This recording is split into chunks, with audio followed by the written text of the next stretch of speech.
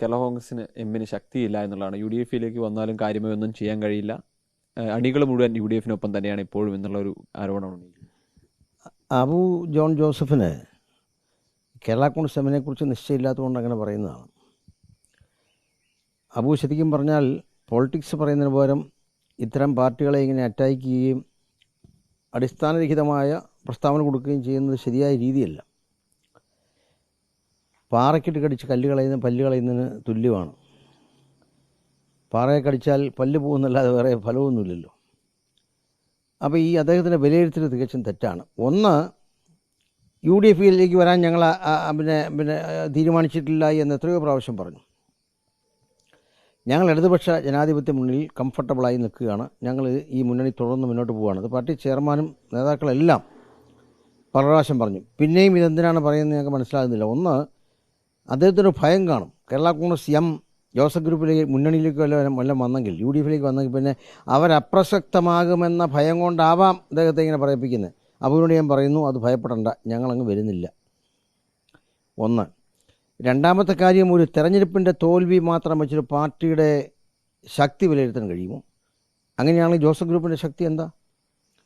1989 പാർട്ടിയുടെ നേതാവ് PJ Joseph sir തന്നെ മത്സരിച്ച് കെട്ടിവെച്ച കാശ് പോയില്ലേ മൂവാറ്റുപുഴ പാർലമെൻറ്റിൽ? അന്ന് കേരള കോൺഗ്രസ് എമ്മിൻ്റെ PC തോമസ് അല്ലേ വിജയിച്ചത്? PC തോമസ് ഇപ്പോൾ അവരോടെ ആയിരിക്കും. അന്നത്തെ രാഷ്ട്രീയം ഓർക്കുന്നു. അപ്പോൾ അതോടെ ജോസഫ് ഗ്രൂപ്പ് തീർന്നു എന്ന് വിലയിരുത്താൻ കഴിയുമോ? ജോസഫ് ഗ്രൂപ്പിന് വലിയ ശക്തി ഉണ്ടെങ്കിൽ പിന്നെ 10 സീറ്റ് മത്സരിച്ചിട്ട് 2 ജയിക്കാൻ കഴിഞ്ഞുള്ളൂ. എന്താ 10 ജയിക്കാഞ്ഞ്? കേരള കോൺഗ്രസ് 12 സീറ്റ് മത്സരിച്ചിട്ട് എത്ര സീറ്റ് ജയിച്ചു? 5 MLA-മാരുണ്ടായി, മന്ത്രി ഉണ്ടായി, ചീഫ് വിപ്പ് ഉണ്ടായി, എല്ലാം ഉണ്ടായി. ഓരോ രാഷ്ട്രീയ സാഹചര്യങ്ങളിലാണ് തെരഞ്ഞെടുപ്പ് റിസൾട്ട് ഉണ്ടാകുക. അത് അദ്ദേഹം മനസ്സിലാക്കണം. ഓരോ രാഷ്ട്രീയ സാഹചര്യങ്ങൾ, രാഷ്ട്രീയത്തിനൊരു കാറ്റുണ്ട്, അതനുസരിച്ച് തെരഞ്ഞെടുപ്പ് റിസൾട്ട് ഉണ്ടാകും. സ്ഥാനാർത്ഥിയോ പാർട്ടിയോ ഒന്നും വെച്ചിട്ടില്ല. ഒരു പാർട്ടിക്ക് മാത്രമായിട്ട് കേരളത്തിൽ ഒറ്റയ്ക്ക് നിന്ന് ജയിക്കാൻ കഴിയുമോ? ഒരു മുന്നണി സംവിധാനമാണ്. ആ സംവിധാനത്തിൽ രാഷ്ട്രീയമായ അനുകൂലമായ സാഹചര്യം ഉണ്ടാകുമ്പോൾ ജയിക്കും.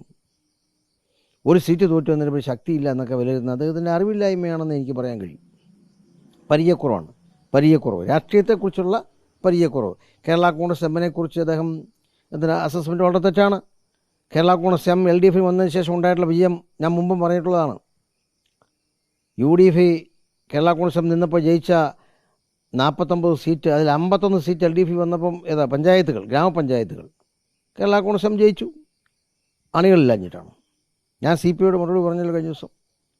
അപ്പോൾ അണികൾ ഏറ്റവും കൂടുതലുള്ള പാർട്ടി കേരള കോൺഗ്രസ് എം ആണെന്ന് വിലയിരുത്തിയാണ് അന്ന് ബഹുമാനായ ശ്രീ കോടിയേരി ബാലകൃഷ്ണൻ കേരള കോൺഗ്രസ് എമ്മിനെ LDF-ൻ്റെ ഭാഗമാക്കാൻ തീരുമാനിച്ചത്. അദ്ദേഹം തന്നെയെന്ന് പറഞ്ഞിരുന്നു. അപ്പോൾ അതുകൊണ്ട് ഒരു തെരഞ്ഞെടുപ്പ് റിസൾട്ടിൻ്റെ അടിസ്ഥാനത്തിൽ മാത്രമായി പാർട്ടിയുടെ ശക്തി വിലയിരുത്തുക എന്നുള്ളത് പരിചയക്കുറവുകൊണ്ട് മാത്രമാണ്. എനിക്ക് അത്ര അദ്ദേഹത്തിൽ പറയാം. LDF-ൽ ഉറച്ചു നിൽക്കുന്നു എന്നുള്ളത് അക്കാര്യത്തിൽ എന്താ സംശയമുള്ളത്? അല്ല, എന്തിനു നമ്മൾ LDF വിടണം? വീണ്ടും അധികാരത്തിൽ വരാൻ പോകുന്ന മുന്നണിയാണ്. ആ നിലയിൽ വലിയ കെട്ടുറപ്പുള്ളൊരു മുന്നണിയാണ്. ആ നിലയ്ക്ക് പിന്നെ എന്തിനാണ് നമ്മൾ LDF വിടേണ്ടതായ ആവശ്യമൊന്നും ഇപ്പോൾ ഇല്ലല്ലോ. UDF ഇപ്പോൾ കേരള കോൺഗ്രസ് എമ്മിനെ മോഹിക്കേണ്ട.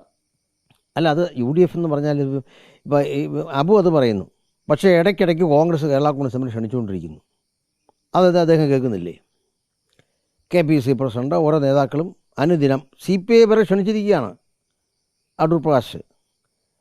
അപ്പോൾ ആ നിലയ്ക്ക് ഇനി CPM-നെ ക്ഷണിക്കാനുള്ളൂ, ബാക്കി എല്ലാവരെയും ക്ഷണിച്ച് കഴിഞ്ഞു.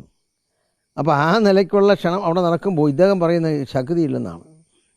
അറിയാവുന്നവർക്കറിയാം, ഉറങ്ങുന്നവരെ നമുക്ക് വിളിച്ചേൽപ്പിക്കാം, ഉറക്കം നടിക്കുന്നവരെ വിളിച്ചേൽപ്പിക്കാൻ കഴിയുമോ?